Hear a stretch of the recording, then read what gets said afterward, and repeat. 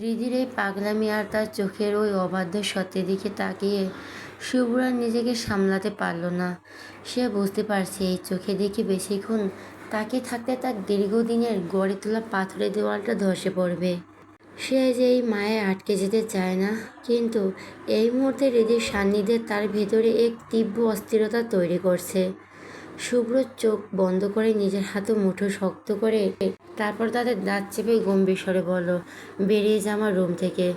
আজ থেকে আমার সামনে কখনো আসবি না তুই। শুভ্রের এই কর্কশ কণ্ঠস্বরে হৃদি ভয় পেয়ে পিছিয়ে যাওয়ার বদলে যেন আরও সাহসী হয়ে উঠল। তার বছরের পর বছর জমানো আবেগগুলো আজ বাঁধ ভেঙে বেরিয়ে আসতে চাইছে। এক ঝাটকে এগিয়ে গিয়ে শুভ্র শার্টের কলারটা খামচে ধরল। শুভ্র চমকে গেল। হৃদি তখন কাঁপছে, কিন্তু তার চোখে তখন জেদ। সে প্রায় চিৎকার করে বলে উঠল, আমাকে ভালোবাসলে কি হবে আপনার? কোন দিক দিয়ে কম পড়বে আপনার? জানেন শুভ্র ভাই, আপনি আমার কৈশোর জীবনের সেই পুরুষ যাকে সেই কাল থেকেই আমি এই হৃদয়টা দিয়ে বসে আছি। আমি এতদিন চুপচাপ সব সহ্য করেছি, কারণ আপনি বারবার গম্ভীর্য নিয়ে থাকতেন। আমি ভয় পেতাম, মনে মনে ভেবেছিলাম একদিন ঠিক সাহস করে বলবো, কিন্তু হঠাৎ আপনার বিয়ে ঠিক হয়ে গেল। আমার সব সাহস নিমিষেই শেষ হয়ে গিয়েছিল।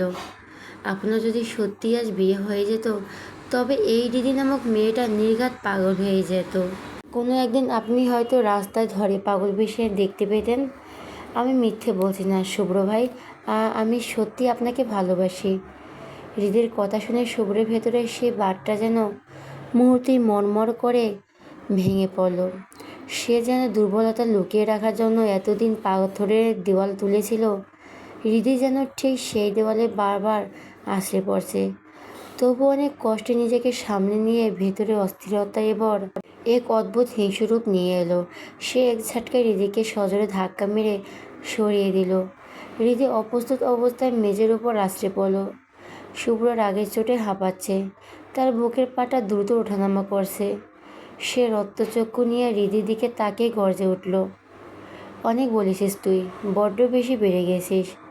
দুদিন একটু সহজভাবে কথা বলেছি দেখে তুই মাথায় চড়তে চাইছিস। দেখ হৃদি, আমার তর্ক করা একদম পছন্দ না। বের হ আমার রুম থেকে, তোকে জাস্ট আমার সহ্য হচ্ছে না।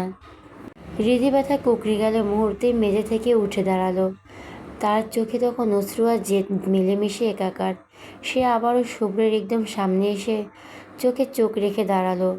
তার কণ্ঠে তখন এক অদ্ভুত কাঁপন, কিন্তু কথাগুলো আগুনের মতো উত্তপ্ত। সে বলতে লাগলো, মানুষ তাড়াতে পারবে শুভ্র ভাই, কিন্তু এই হৃদয় যে আপনি রাজত্ব করছেন, তাকে কিভাবে আলাদা করবেন? একটা মানুষ অন্য কোনো সাধারণ জায়গায় থাকে না, যে তাকে তাড়িয়ে দিলেই সে চলে যাবে আর সব শেষ হয়ে যাবে। একটা মানুষ হৃদয়ে থাকে, আর সেই হৃদয়টা তো মানুষের ভিতরে বুকের পাঁজরে থাকে। তাহলে আমি চলে গেলে সেই হৃদয়টা তো আমার সাথেই যাবে, আর ওই হৃদয়ে তো আপনি আছেন। তাহলে কিভাবে আপনার কথা না বলে থাকবো? হৃদয় যেখানে আপনার জন্য উথাল পাথাল করে, সেখানে কিভাবে নিজেকে ঠিক রাখবো? পারবো না আমি। হৃদয় আছে তাই ভালোবাসবো, মন আছে তাই মনে রাখবো চিরজীবন, মুখ আছে তাই বলবো আপনাকে নিয়ে এইসব কথা। You can't keep me out of your room Shubhra ভাই, but you can never kick yourself out of my heart. কথাগুলো বলে হৃদি আর এক মুহূর্তে সেখানে দাঁড়ালো না। চোখে জল আড়াল করার জন্য সে ঝড়ের বেগে শুভ্র রুম থেকে বেরিয়ে গেল। তার পায়ের শব্দ মিলিয়ে যাওয়ার পর পুরো ঘরে এক গুমট স্তব্ধতা নেমে এলো। শুভ্র চোখ বন্ধ করে লম্বা লম্বা শ্বাস নিতে লাগলো। তার উত্তাল বুকটা তখনও দ্রুত ওঠানামা করছে। হৃদির কলা চেপে ধরে সেই স্পর্শ আর তার চোখের এই অবাধ্য আগুনের তেজ শুভ্র শরীরের প্রতিটি রক্তকণায় যেন এক অদ্ভুত শিহরণ জাগিয়ে দিয়ে গেছে। সে ধীর পায়ে মেঝেতে পড়ে থাকা সেই পুড়ে যাওয়া ডায়েরিটার ছাইয়ের স্তূপের সামনে গিয়ে দাঁড়ালো। কিছুক্ষণ পর নিষ্পলক চেয়ে এলো সেই কালচে অবশেষের দিকে। তারপর তার ঠোঁটের কোণে এক চিলতে রহস্যময় আর বাঁকা হাসি ফুটে উঠল। এই হাসিতে একধারে অবজ্ঞা আর এক গভীর মোহের বিস্মরণ। শুভ্র বিড়বিড় করে নিজের মনকেই বলে উঠল, ক্ষমা করিস মনোমোহিনী, অজান্তে তোকে কষ্ট দিয়ে ফেললাম। হয়তো এর সামনে আরও দেব, শুধু একটু সয় নিস। তবু এইভাবেই আমাকে ভালোবাসি চলিস। কথা দিচ্ছি সময় হলে সেই সব কষ্ট এক সমুদ্র ভালোবাসা দিয়ে ভরিয়ে দিব। শুভ্র হাঁটু গেড়ে বসে হাত পোড়া ডায়েরির এক টুকরো কাগজ তুলে চোখের সামনে ধরল, আর সেই হাত পোড়া ডায়েরির কাগজের দিকে তাকিয়ে মনে করতে থাকলো কাল রাতের ঘটনা। ব্ল্যাক কাল রাতে শুভ্র রেস্টুরেন্ট থেকে ফিরতে ফিরতে অনেক রাত হয়ে গিয়েছিল। বাড়িতে সবাই তখন গভীর ঘুমে মগ্ন। শুভ্র নিজের রুমে এসে ফ্রেশ হয়ে শুয়ে পড়েছিল ঠিকই, কিন্তু তার চোখের সামনে বারবার ভেসে উঠেছিল সকালে দেখা সেই রিদির শাড়ি পরা রূপকন্যা চেহারাটা।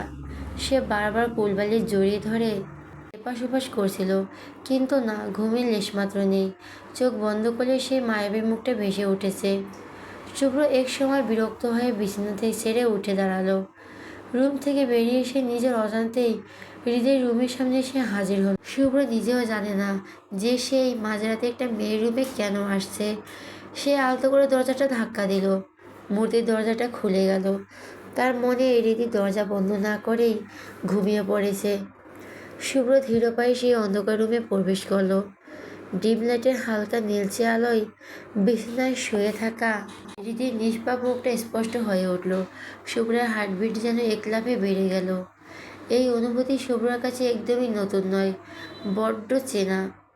শুভ্র ধীরে ধীরে হৃদির বিছানার পাশে এসে হাঁটু গেড়ে বসল। হৃদি গভীর ঘুমে আচ্ছন্ন। ঘরে শুধু তার ছন্দময় বড় বড় নিঃশ্বাস নেওয়ার মৃদু শব্দ হচ্ছে। শুভ্র মন্ত্রমুগ্ধের মতো কিছুক্ষণ তাকিয়ে রইল হৃদির দিকে। হৃদি অবাধ্য কিছু চুল তার কপালে এসে লুটোপুটি খাচ্ছে। শুভ্র খুব ইচ্ছে করছে সেই অবাধ্য অলোকগুলো খুব যত্ন করে কানে পিষে গুজে দিতে। ইচ্ছে করে জেগেছে তাকে অপূর্ণ রাখার শুভ্রের স্বভাব বিরুদ্ধে। সে অতি সপ্তবর্ণে হাত বাড়িয়ে পরম মমতায় হৃদির কপালে আসা চুলগুলো কানের পাশে সরিয়ে দিতে দিতে বিড়বিড় করে গেয়ে উঠল। শুভ্রর সেই বরফ শীতল হাতের স্পর্শ কপালে পেতেই হৃদি ঘুমের ঘুরে তীব্রভাবে কেঁপে উঠল। এ অজানা শিহরণ যেন মুহূর্তে তার সারা শরীর বিদ্যুৎ তরঙ্গের মতো বয়ে গেল। শুভ্র চমকে হাতটা সরিয়ে নিতে চেয়েও পারল না। সে দেখল হৃদি একটু নড়েচড়ে নিল, তার গাঢ় ঘুমটা ভাঙল না। শুভ্র অপলক দৃষ্টিতে হৃদির সেই চাঁদপানা মুখের দিকে তাকিয়ে রইল। বেশ কিছুক্ষণ পর শুভ্র একটা দীর্ঘশ্বাস ফেলল। এই প্রথম সে নিজের ভেতরে কঠিন দেওয়ালটা ভেঙে পড়তে দেখল। সে শুভ্র সবার কাছে পাথরের মতো শক্ত আর গম্ভীর। সেই শুভ্র আজ মাঝরাতে একটা সাধারণ মেয়ের পাশে বসে হিন্দি গানে কলি গাইছে। ঘটনার রেশ ধরে শুভ্রের মনের ভেতরের অস্থিরতা যেন আরও বেড়ে গেল। সে নিজের অনুভূতির ওপর নিয়ন্ত্রণ হারাচ্ছে। টের পেয়ে দীর্ঘশ্বাস ছাড়ল। শুভ্রের মতো কঠিন মানুষের জন্য এই মায়া বড্ড বেমানান, কিন্তু যার মায়া এত ভয়ঙ্কর তার থেকে দূরে থাকা কি এতই সোজা? যতই সে নিজেকে পাথরের আড়ালে লুকিয়ে রাখুক না কেন, এই অদৃশ্য মায়ের টানে তাকে প্রতিনিয়ত দুর্বল করেই ছাড়বে। শুভ্র আবারও বিছানায় শুয়ে থাকা হৃদির দিকে তাকালো। ডিম লাইটের হালকা আলোয় মেয়েটাকে কোনো এক অপার্থিক রূপকন্যার রাজকন্যার মতো নির্লিপ্ত লাগছে। শুভ্র ঝুঁকে এসে কানের কাছে মুখ নিয়ে নেশালো কণ্ঠে তপ্ত কণ্ঠে ফিসফিস করে বলল, আমার ঘুম হারাম করে দিয়ে নিজের দিব্যি কত শান্তিতে ঘুমাচ্ছিস তুই, তাই না? ঘুমিয়ে নে হৃদি, এই সুযোগ আর বেশি দিন পাবে না। আমার সময়টা খুব তাড়াতাড়ি চলে আসবে। যেদিন তোকে নিজে করে নেব সেদিন একটা রাতও তোকে শান্তিতে ঘুমাতে দেব না। একদম বুকের সাথে পিষে ফেলবো তোকে। কথাগুলো বলার সময় শুভ্র গলায় এক অদ্ভুত আদিম নেশা খেলা করছে। তার নিজের নিঃশ্বাসের তাপ হৃদির গলা গিয়ে আছড়ে পড়ছে। শুভ্র উঠতে যাবে ঠিক তখনই তার চোখ পড়ল হৃদির বালিশের পাশে রাখা একটি ডায়েরির উপর। সে অতি সাবধানে অত্যন্ত শব্দবর্ণের ডায়েরিটা হাতে তুলে নিল। হালকা আলোয় সবটা স্পষ্ট না হলেও ডায়েরির জীর্ণ দশা দেখে সে বুঝতে পারল এটা হৃদির অতি যত্নে রাখা কোনো জীবন খাতা। শুভ্র ব্যক্তিত্বে অন্যের ব্যক্তিগত জিনিসে হাত দেওয়ার মতো অভ্যেস কোনোদিনই ছিল না, কিন্তু আজকের এই রাতটা যেন সব নিয়ম ভাঙায়। শুভ্র মনে মনে নিজেকে শাসন করলো ঠিকই, কিন্তু পরক্ষণেই ভাবল অন্যের বেলা যেটা অপরাধ, হৃদির বেলা সেটা তার অধিকার। হৃদির জীবনের গোপন কথাগুলো জানতে সে প্রয়োজনে এমন হাজার হাজার অপরাধ করতেও রাজি। শুভ্র আর এক মুহূর্ত দেরি করল না। ডায়েরিটা শক্ত করে মুঠোয় চেপে ধরে সে নিঃশব্দে হৃদির রুম থেকে বেরিয়ে নিজের অন্ধকার করিডোর ধরে নিজের ঘরের দিকে এগিয়ে গেল। রুমে ফিরে শুভ্র ভেতরে অস্থিরতা দেখে চমকে পৌঁছালো। সে বিছানায় বসে ডায়েরিটা হাতে নিল, কিন্তু সেটি খোলার সাহস পাচ্ছিল না। তার হাত দুটো মৃদু কাঁপছে, বুকের ভেতরে এক অজানা আশঙ্কা। যদি তার এই মোহমোহিনী জীবনে অন্য কোনো ছায়া থাকে, যদি এই ডায়েরির পাতায় অন্য কোনো পুরুষের নাম লেখা থাকে। এই ভয়টা শুভ্রর মতো আত্মবিশ্বাসী মানুষকে মুহূর্তে কুঁকড়ে দিচ্ছে। অবশেষে একটা দ্বিধা নিয়ে শুভ্র ডায়েরিটা খুলল। প্রথম পৃষ্ঠা উল্টাতে তার চোখ আটকে গেল। অনেক সুন্দর করে ডিজাইন করা একটা বড় নাম সেখানে জ্বলজ্বল করছে। আমার প্রিয়দর্শন পুরুষ শুভ্র ভাই। নামটি দেখে শুভ্র হাত থেকে ডায়েরিটা প্রায় পড়ে যাচ্ছিল। সে এক মুহূর্তের জন্য পাথরের মতো স্থির হয়ে গেল।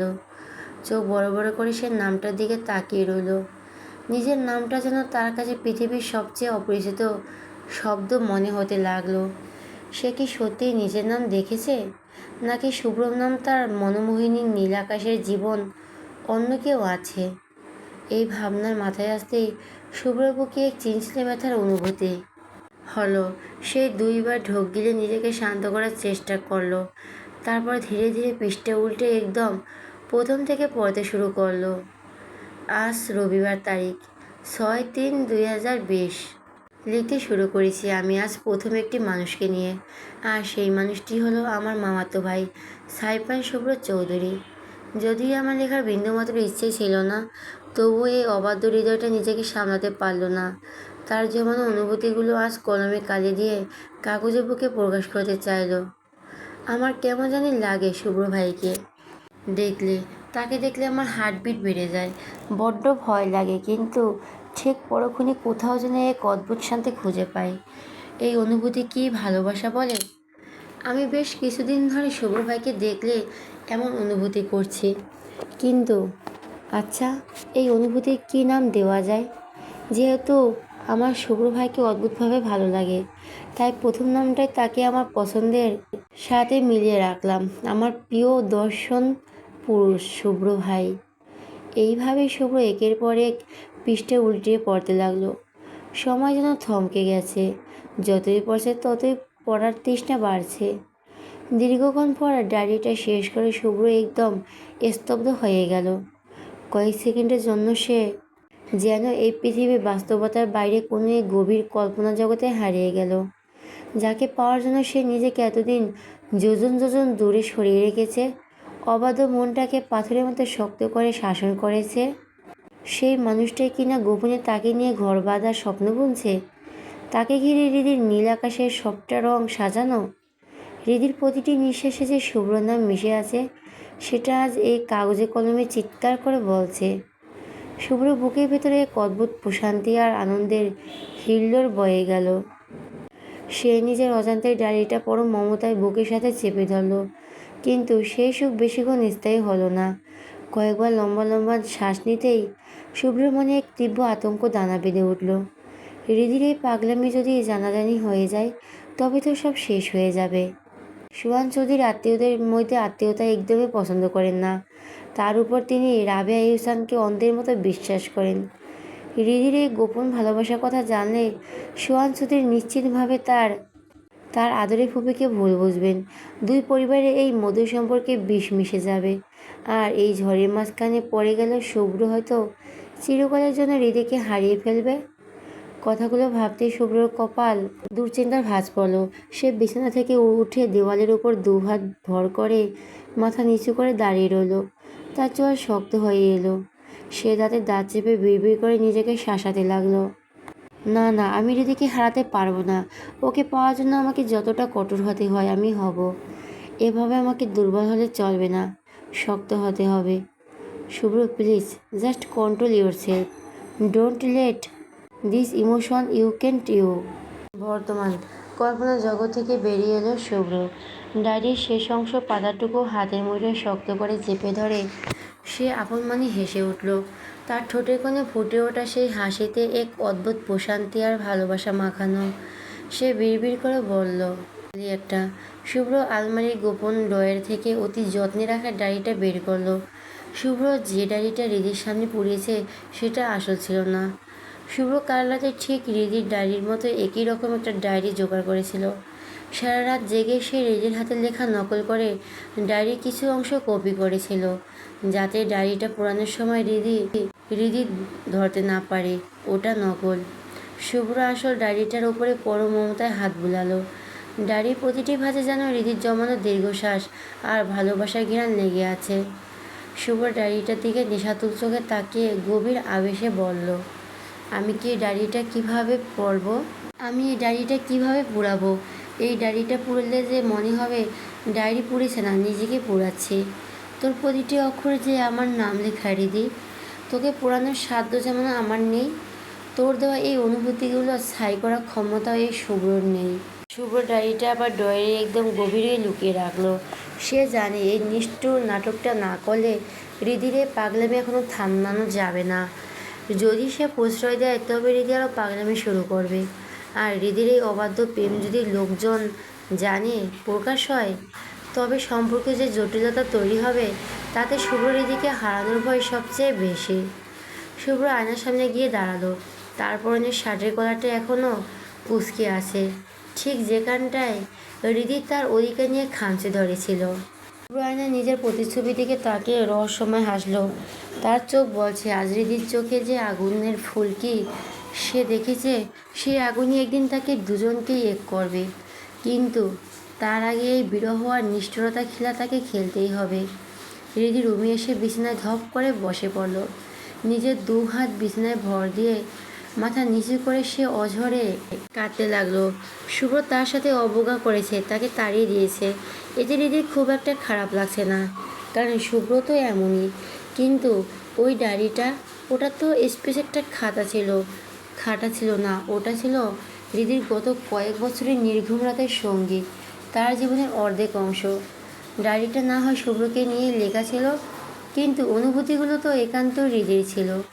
শুভ্রের রক্ত মাংসের হাত দুটো এভাবে পারলো আরেকজনের পবিত্র অনুভূতিগুলোকে এভাবে পুড়িয়ে ছাই করে দিতে। হৃদি হেসকি তুলে চোখের পানি মুছল। আগুনের সে লেহিয়ান শিখা যেন এখনও তার চোখের মনি আচ্ছন্ন করে রেখেছে। সে সুনির্দিষ্টতে জানালার ওপাশে তাকিয়ে তাতে দাঁত চেপে বলল, খুব খারাপ লাগছে জানেন শুভ্র ভাই, আপনি আজ ডায়েরিটা না আমাকে পোড়ালেন, কিন্তু আমি জলে পুড়ে ছাই হয়ে গেলেও সেই ছাইয়ে আপনাকেই নিয়েই পড়ব। আমার ভালোবাসার আগুনে আপনাকেই পোড়াবো। অন্যদিকে নির্বাণের কথা শুনে নেহার এক মুহূর্তেই ভয়ে রূপ নিল। তার মনে হলো পায়ের তলা মাটি দুলছে, শরীরটা যেন মুহূর্তে হিমশীতল হয়ে এলো। নির্বাণের রাগী চেহারা আর তীক্ষ্ণ কণ্ঠস্বরে নেহার নিজেকে ধরে রাখতে পারল না। সে দুহাত দিয়ে মুখ ঢেকে ফুঁপিয়ে কেঁদে উঠল। বনির এমন অসহায় কান্না দেখে নির্বাণের কলিজা যেন কেউ মোচড় দিয়ে ধরল। সে সোফা থেকে বিদ্যুৎ বেগে উঠে এসে নেহার দু কাজ শক্ত করে ধরে ঝাঁকিয়ে বলল, নেহা পিওর ডল, কাঁদছিস কেন? বল আমায় কী হয়েছে? সুব্রতর সাথে কী করেছে? কোনো খারাপ কিছু করেছে ও? তুই একবার বল, ওই কুত্তার বাচ্চাকে আমি জ্যান্ত মেরে ফেলবো। আবরাম খান নির্বাণের বোনের দিকে চোখ তুলে তাকাবে, আর সে জীবিত থাকতে পারবে এমন কোনো ছেলে এই দুনিয়ায় আজও জন্মায়নি। বল, ও কি করেছে?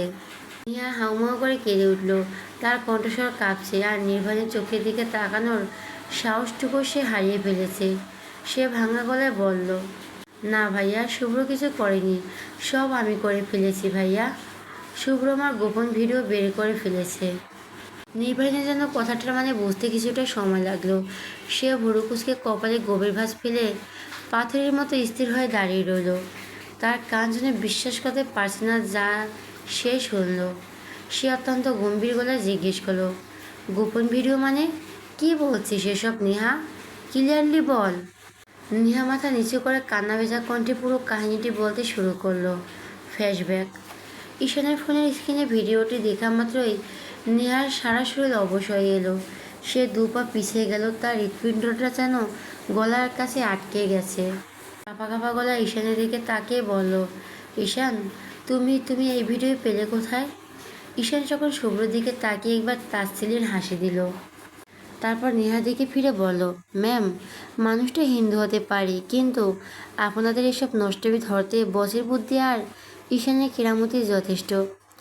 বলার হয়নি ঈশান হিন্দু, আর এই হিন্দু ছেলেটা শুভ্রর মতো একজন নিষ্ঠানবান মুসলমানের সাথে কিভাবে এমন অটুট বন্ধুত্ব আর বিশ্বাস্ততা জড়িয়ে গেল তার সময়ের সাথে সাথে জানা যাবে। ঈশানের কথা শুনে নেহা মরিয়া হয়ে শুভ্র দিকে তাকালো। সে কান্না ভেজায় ভেঙে পড়ে বলল,